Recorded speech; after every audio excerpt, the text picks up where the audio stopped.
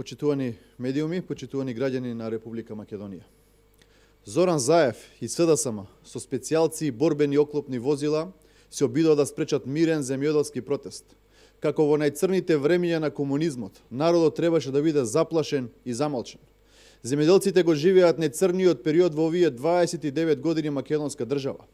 Големиот одзив и покрај полициските сили и притисоци на Заев и Спасовски покажуваат колку е тешка маката на македонските земјоделци. Субвенциите не стигаат до крајниот земјоделец, а целиот сегмент е во рацете на локалните моќници кои печелат на маката и трудот на работливите земјоделци. Но земјоделците го кренаа гласот и нема назад.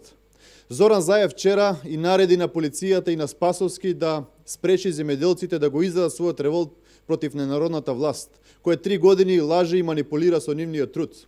Да го погледнеме видеото од вчерашниот протест, од кој што јасно се гледа како Заев им се закануваше на земјоделците со специјалци наоружени до заби, со цел да ги исплаши и спречи мирно да протестираат пред владата на Република Македонија.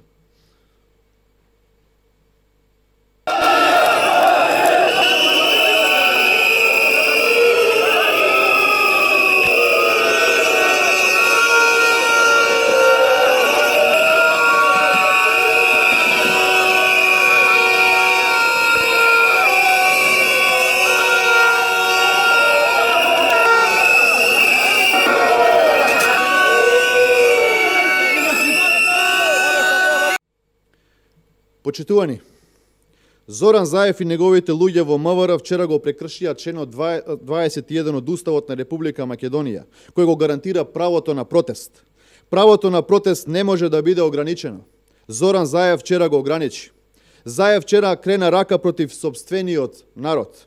Само тоталитарни режими се обидуваат со сила да го замолчат народот. Од вчера власта на Зоран Заев и официјално е тоталитарна. Заев без срам прати специјални единици против сопствениот народ, против напатените земјоделци, кои цела година работат, а не можат да спечелат ни за леп. Заев вчера покажа дека е исплашен. Заев е исплашен од сопствениот народ кој ќе го порази на избори.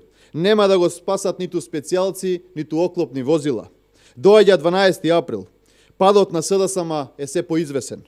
Доаѓа време за понесување одговорност. Ви благодарам.